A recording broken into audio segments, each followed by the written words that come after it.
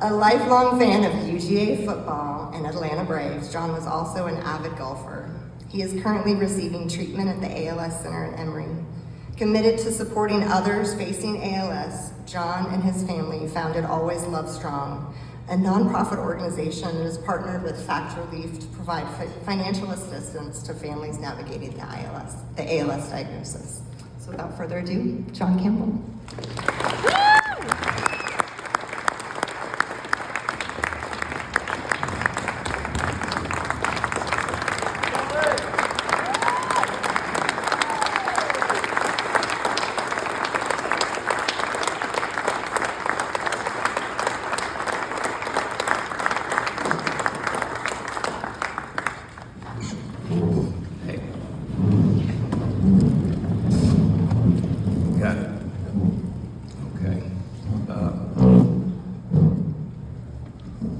First thing I want to do is dispel a rumor.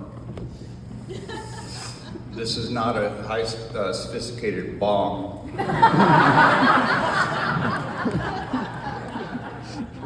If it were, we could get a lot of donations at the party later on. But it's not.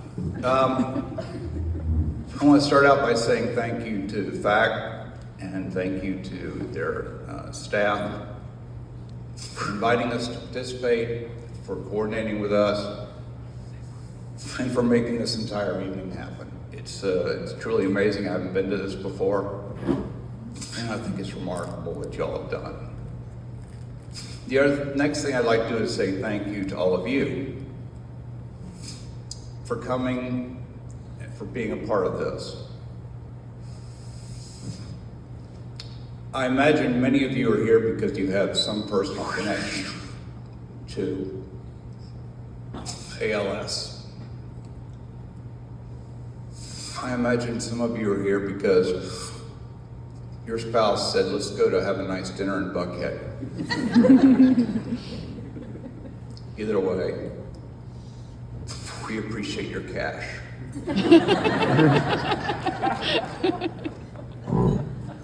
A couple months ago, I watched an episode of Shark Tank. You may have heard of it. It's been around a while. And they had this entrepreneur come on and pitch. And they always ask, well, tell us your story. And he said, well, one day I was a college graduate, and then I blinked and I was married. And then I blinked and I had 2 kids. I blinked again and they were graduating college. And then I realized I needed to do something different with my life. And I think that's what life is. It's a series of blinks. But what life really is what takes place between those blinks. And oftentimes it goes by so very fast. My last blink was not a good one. At 57, I was diagnosed with ALS. It obviously is a terrible diagnosis to receive, but at least I was able to prepare, and we got to the point where we were going to tell our kids, and we sat them down. We said, this is not a disaster. A disaster is if I get hit by a bus or killed in a car wreck, because there's no time to say goodbye.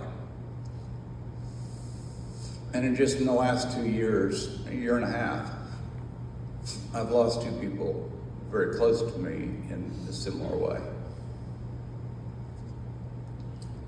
But with this diagnosis, at least you have some time. And for some people, it's a year, 18 months. For some people, it's 12 to 15 years. For Stephen Hawking, it was over 40 years. But we said to the kids, let's make the most of the time we have. And in 2022 and 2023, we were able to do just that. And we traveled and we saw friends and really got to enjoy our time. I was able to retire. And then 2024 came, and that's when ALS decided it was done playing games. In January of 2024, I could walk with a cane. I didn't need this bong. And by the end of 2024, I was in a full-time wheelchair and basically unable to use my arms, and had multiple ER visits for falls, which my insurance company wasn't happy about. So it's an unpredictable disease, and it's something that you just have to navigate as it hits you. And sometimes it hits you slow, sometimes it hits you fast.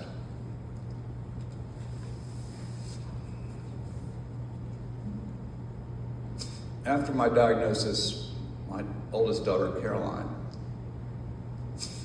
said, you know what, I want to print up some t-shirts. I want to say F-A-L-S. I'm leaving out a few of the letters.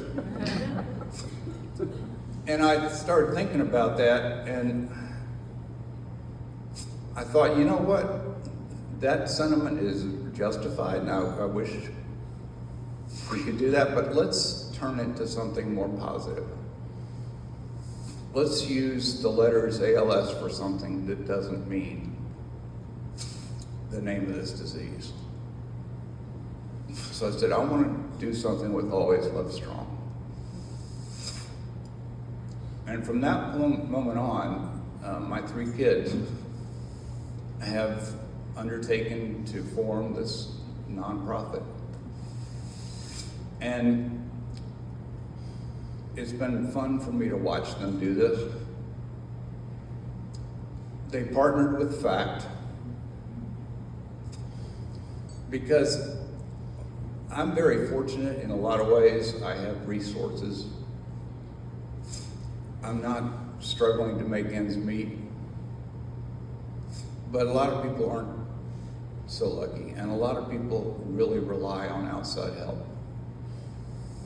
So we've decided that partnering with FACT would be a great way for us to make an impact on the ALS community outside of our home. And I'll tell you that from this journey, I've come up with 3 other F words that I prefer. The first is faith. I think no matter who you pray to or believe in or who you regard as your higher power, it's important that you have someone to talk to in that way. Someone to look out for you, someone to rely upon. The second is family. I have a tremendous immediate family with Diane and Caroline and Annie and Bobby. But I have reconnected in some ways with other family members that I really hadn't spent much time with over the years. And then 2 years ago, I found my birth mother through 23andMe. And we have become close. I have 2 half-sisters who I've become close with. And about, 35 or 40 cousins and aunts and uncles. So my family went from one size to triple that size overnight. And they're all taking this journey with us, and it's a wonderful thing. The third F word is friends.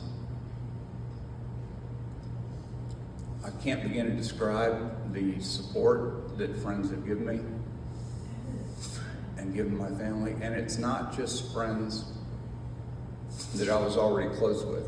I mean, I literally have received handwritten notes, calls, emails from people I didn't even know were my friend.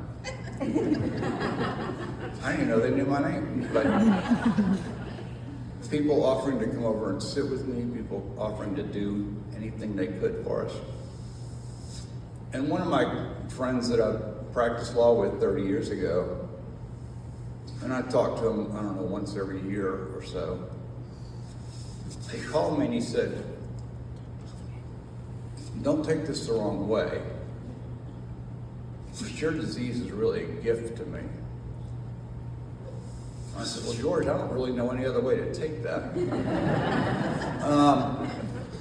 He said, "You going through this reminds me of how fragile life is and how unexpected things can change. And it's a gift to me because now I can look at myself and say, all right,